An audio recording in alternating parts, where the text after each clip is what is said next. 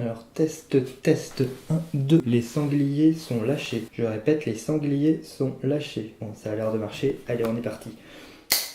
Les spécialités du poney fragant, épisode 1, les okonomiyaki. Alors, qu'est-ce que les okonomiyaki? Déjà, c'est assez rigolo que je puisse te tourner la tête dans tous les sens, toi, en fait. Là, tu vas botter des culs, là, t'en as botté. Tu vas me faire un remake de l'exorciste, du coup, c'est marrant. Très expressif, dis donc. Alors, Harry Potter, est-ce qu'il s'est passé des trucs avec Hagrid? Alors, l'okonomiyaki, qu'est-ce que c'est? C'est une recette japonaise, littéralement. C'est une traduction... Alors, qu'est-ce que l'okonomiyaki? Qu'est-ce que l'okonomiyaki? Alors, qu'est-ce que l'okonomiyaki? Littéralement, ça veut dire ce que tu souhaites, ce que tu aimerais en version grillée. C'est une crêpe avec une base de farine, d'œufs et de choux, dans lequel on va ajouter des petits éléments, du traditionnel plus avec du cochon, mais on peut très bien faire du tofu avec des petits légumes, tout ce qui traîne dans le frigo en fait. Qu'est-ce qu'il va nous falloir pour notre recette?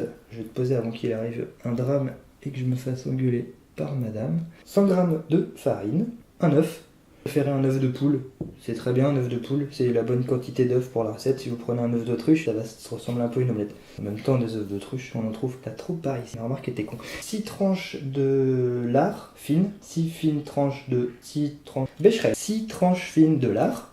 Une cuillère à café de curry. Alors le curry, elle est pas dans la recette de base. C'est moi qui l'ai rajouté, je trouve ça meilleur. J'espère qu'il n'y a pas un japonais qui va venir ici pour me péter la gueule. En même temps, au moment où la vidéo sera publiée, je serai déjà au Mexique en train de siroter un verre de rosé pamplemousse. Un chou pointu. Alors qu'est-ce qu'un chou pointu? C'est un peu comme un chou, mais qui est pointu.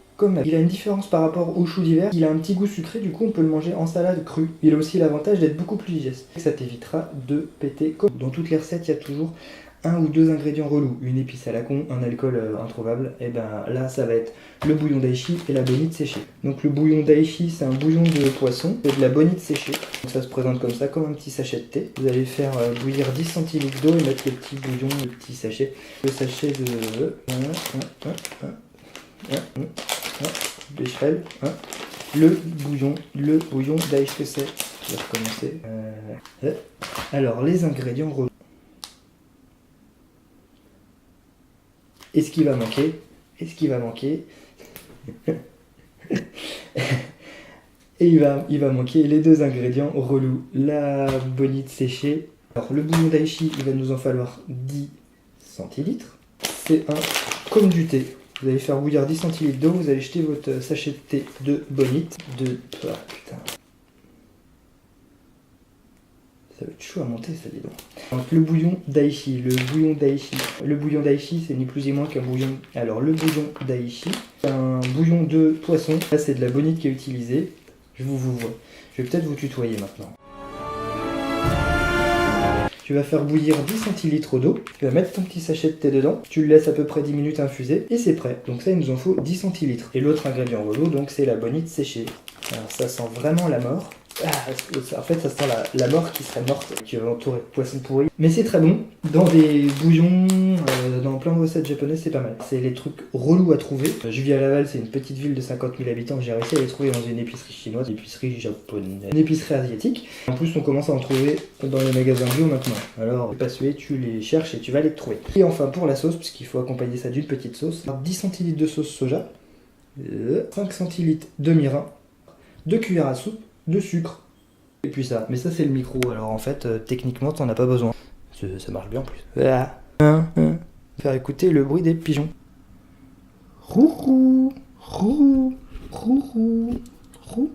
Ils sont vraiment bons cachés sur mes Velux en fait. On va commencer par la sauce. Super facile la sauce. On va prendre nos 3 ingrédients de sauce. On va tout mettre dans une casserole. Alors dans le sens que tu veux, hein. Tu peux mettre le sucre d'abord, le soja, le mirin, je m'en fiche. On allume, on va bécherel. On va remuer jusqu'à ce que le sucre se soit mélangé avec le mirin et le soja et à la première ébullition. Et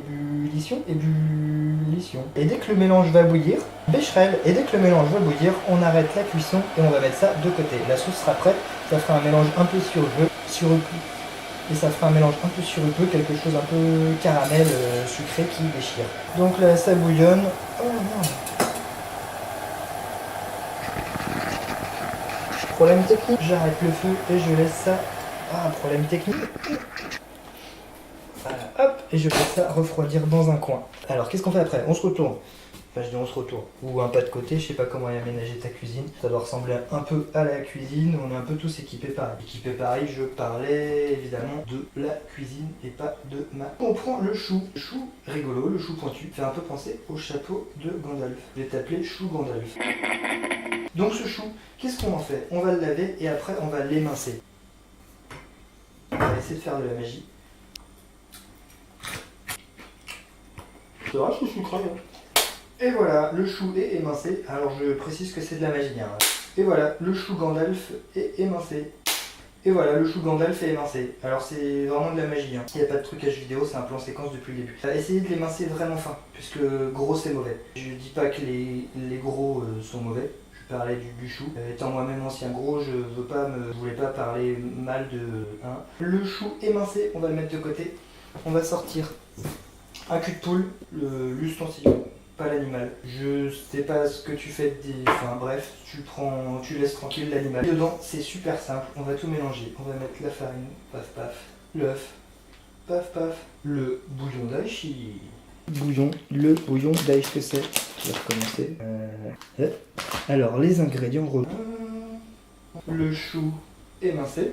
Techniquement, il faut 100 g de chou pour 2 galettes. Mon chou Gandalf était un peu gros. Je vais en garder un peu pour faire une petite salade après. On mélange tout à la main, ça marche mieux. Je vais enlever ma montre qui me permet de voir ce que je vois. On va mettre le curry. On mélange avec ses mains. Ses doigts, ses mains. Très marrant ce bruit. Ça me rappelle. C'est ça le pigeon. Fais le malin. Tu te retrouves avec une espèce de pâte à chou. Bon alors, idéalement, tu te laves les mains après. C'est comme tu veux, je force à rien. Si tu veux rester avec la main pleine, tu peux rester comme ça. Moi, je vais me laver les mains. On a notre pâte à crêpes. On va donc se retourner. On va se retourner. Chier. Eh bien, on se retourne. On va venir mettre à chauffer nos 2 poêles.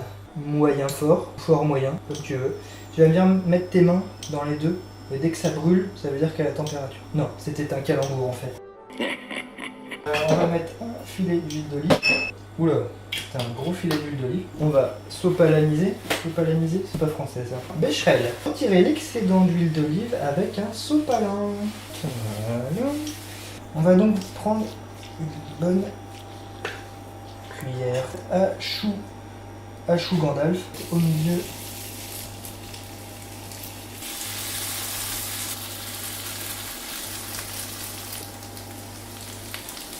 Donc on se retrouve avec nos 2 crêpes. Ils sont pas vraiment de la même taille les deux. Il y a la crêpe de monsieur et la crêpe de madame. Donc là très important, à partir de maintenant, il faudra compter 4 minutes. Tu regardes l'heure ou tu utilises ton téléphone ou alors tu utilises une minuterie ou les trucs minuteurs qui existent déjà. Il faut que ça cuise 4 minutes de ce côté-là. Pendant que ça cuit de ce côté-là, on va venir s'amuser à poser le cochon.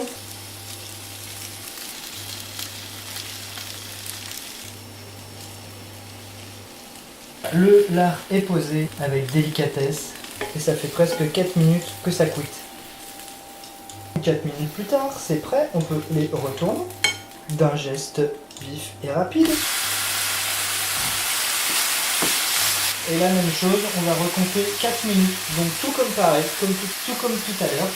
Tu regardes l'heure ou tu utilises ton téléphone ou alors tu utilises une minuterie ou les trucs minuteurs qui existent déjà. Il faut que ça cuise 4 minutes de ce côté-là. Et moi, il y a un truc que j'aime bien faire, c'est planter des coups de fourchette.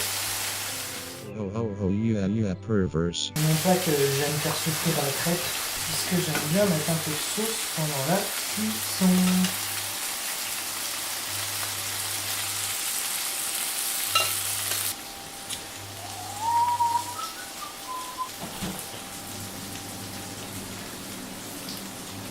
Donc ça fait 4 minutes à nouveau. On les retourne. Allez. On va refaire encore une cuisson de 4 minutes à nouveau. Donc on refait tout pareil comme j'ai dit au début. Tu regardes l'heure ou tu utilises ton téléphone ou alors tu utilises une minuterie ou les trucs minuteurs qui existent déjà. Il faut que ça cuise 4 minutes de ce côté-là. J'ai peut-être le temps d'aller tendre mon linge en fait.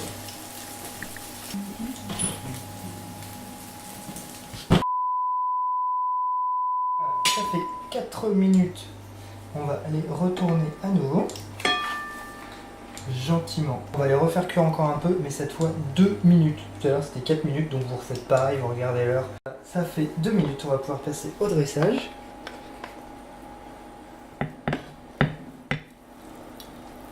Et alors là, c'est là que vient toute la magie.